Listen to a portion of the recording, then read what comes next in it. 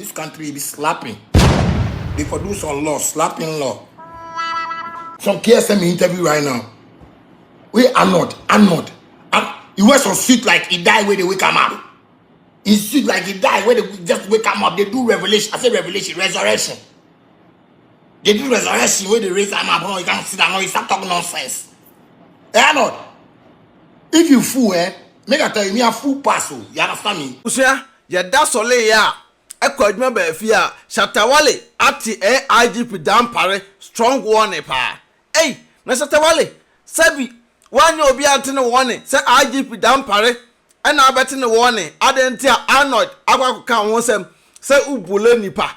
Oka nipa hye. Shatta Wale didi nipa atem. Sa dia IGP enkwache Arnold adentia Arnold say wo Shatta Wale ubule nipa. Hey, Shatta Wale, we ina abofu sa no. Abusa Shatta Wale akogina Arnold street so say ordinary boys ko ame akwakobo no. Ye ko hwe full video a Shatta Wale akogina ho a order say Arnold ne hwe nsem okafo IGP Dampare. Hey, IGP wa bre. This country be slapping. They produce some law, slapping law. If somebody say something we no be, if I no go court plenty, it could be waste of time. They for slap the person, they for slap him. Okay, you talk about this man talk about, you know talk about, okay, slap him. Sis, slap him hard, sis, ta. Make it come out. Now every time I ring like, if I take slap you, your teeth all go court. They go say it. Just saw where I take slap you. I want to slap your ear, oh God. You wanna tell me? Don't sing like me. Wanna tell me? You're very bad boy. You're very bad boy. But I love people. You understand me? When somebody wants to show me say it to be bad, you do the chop my ass. That's it, the chop my ass. Because you know the time every time I mean like I will just slap you. They go say you just saw where they take part of you. A boy like that. Which country it is? Somebody day I do my movements. I know they talk about people. If we go, that's why I know they go interview. Because I don't want to go interview and go talk about somebody. I don't want to go interview and go even, so you had a problem with it. I don't want that. It be nonsense. I want to ask me, how much do you have in your account? How much have you invested in your life? What have you made from your life? How is the career like? Make I tell you, say, yeah, I'm into real estate. I'm into ride-hailing service. I'm into this, I'm into that. But somebody go fit there, no. Then kwasiasem BAP. Then someone kwasiasem somebody every day internet I say that is your is mutru mukika wana na madum tati ani na mwadum ana mutaye mre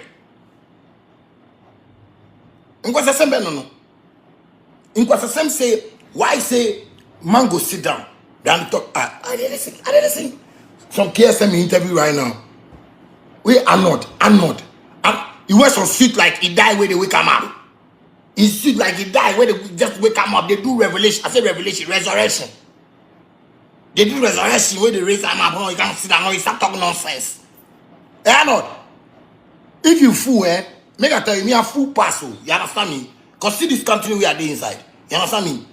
Nobody go fit tell me anything because this country is no good. So you know if you can tell me what you feel, say you tell me. I go slap you.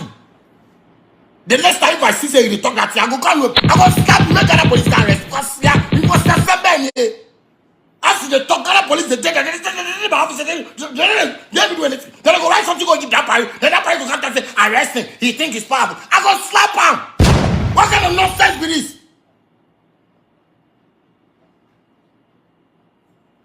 You can't tell me and talk me I be bully. I be cause you be mommy.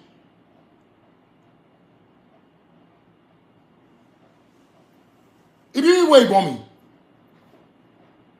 Say you know Shatta Wale he be bully. He dey like bully people. Charlie.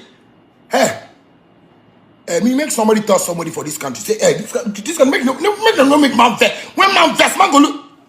That nonsense thing they do, then somebody can chop president, but now the president we are going to chop some. You know, be say giddy, you know, be Ghana this my Ghana say for Amazon for AdwenepaheneTv aka angr tamukin kon aka fufokin aka be my fan yidanim enye form aka mutuana omate Mr. No Pressure would make a pressure by the foul. Ye kasa chere wiase no na bi mu kasa chere omonamfo ntam say tumidin na kasa chere me say Mr. International Man.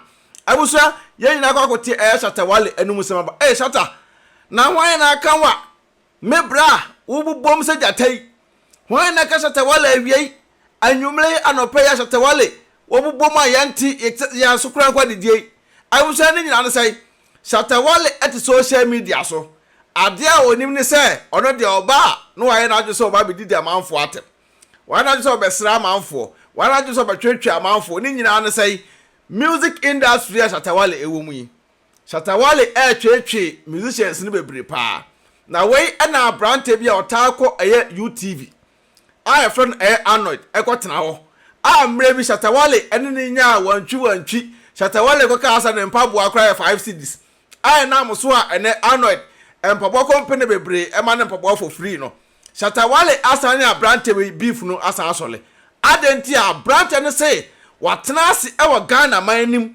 ahunu Shatta Wale cause problem Shatta Wale cause trouble Shatta Wale na music industry no on masa bi Ghana for dinya the ender na we drop your comment to say we Shatta fan we hwan fan no drop your comment say Shatta Wale no kre say obule nipa na say a sa akode sensen ba yi sa akode sensen ba Shatta Wale de ba bonte na obesre sa akode no be say bia na habit me adwenpan de na me mbu akonfo bia ye de wa ha wa hu de we Shatta Wale buafu na Shatta ese mbre osonyunu na wutimi num gu akoma so because the way obuafu na Shatta Wale kan sam na besisu say IGP Dampare enfre Arnold no question na won frɛ omomo industry nim no na won kan kire omo say omunja Shatta Wale on life nya de ema no because ono no onko interview ema ya mebusa no obi hu asɛm ema ne metoto papa so de ɛwɔ ho saa de a wa bekɔ interview bia mebusa ho asɛm bia no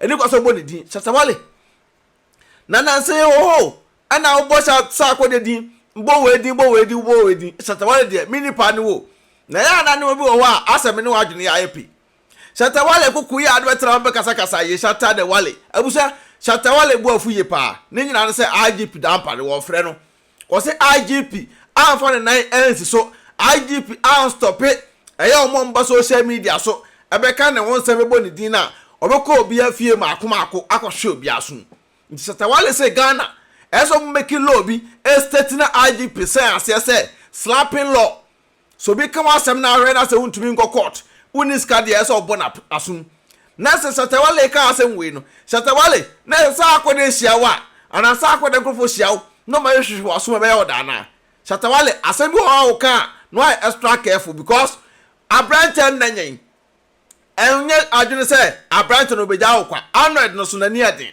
oba kwotoro da bia aka wonsem oba kwotoro da bia na the more na wo aka wonsem na so bu efu dia ene Shatta de Wale AdwenepaheneTv say meme bra no mitie onyompa ba we nko ade Shatta Wale Arnold edibem me buakun for wa ha akọ tries pam because Shatta Wale obi anim social media yi so se obetena ase na nsen ba ye ehwe ne ma sa akode book atwere fa no uhuru sa akode uhuru we bia na wo so de o baabi obi nya de engofa maaye na ema nya de emeka wo ba wo de do ka manfo de Shatta Wale music industry na mu nyina mu wo mu no kuo na mu wo mu tio AdwenepaheneTv say kuo na mu nyina mu de mo join ne nti Arnold na hu ade bia no say Arnold ne be ka wasem a o ka se ne mpaboy 5 cd obebusa wo say he for na otototo dan esi Shatta Wale bebusa wo kana kire me na menka kasantre Arnold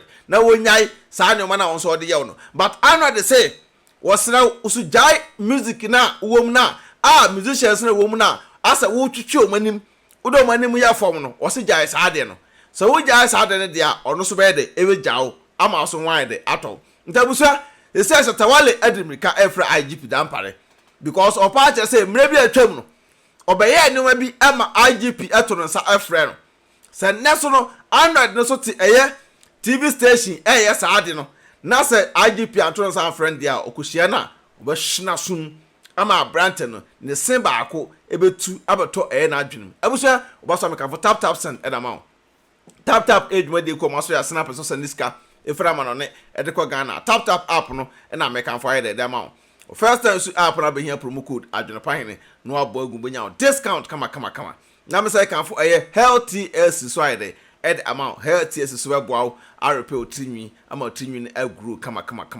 Okona so yeso dini AdwenepaheneTv na se BeckyTv benya discount.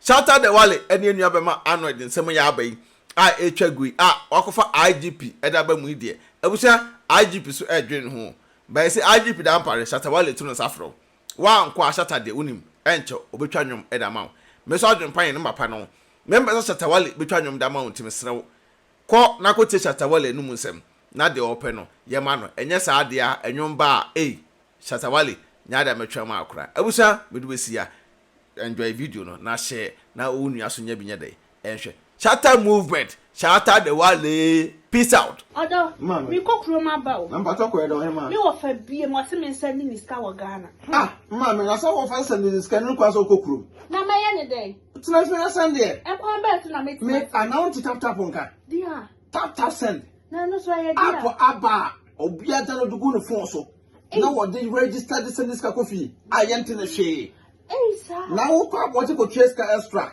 man mesrew me kan for tap send amount so you so iPhone and also betam no akọ App Store no download the go phone so Android phone so no akọ Google Play no download the go phone so mesrew and na wo send so mesrew o first transaction be no wo so wo hia promo code no so ba Adwenepahene Adwenepahene edagu yes ntimpacho wo bogu ma wo Europe kwada wo benya €5 free before the some party for some can tap send amount wo America so Canada dia mama $10 to miss now man ha oba ho for say enkwa bonte no bi akoso pe mpacho wo biara no na eko some kwa bonte de mama download this see atena fie mpacho na relax no one say mpie kwa bonte bi me hu say me kwa bonte mama na dia ayem de krompo ni say first one no so credit card nkoma ene dia tap Paul amante mo se dikanfo obehu ye mobo wo se unsu normal bank card utimi dey register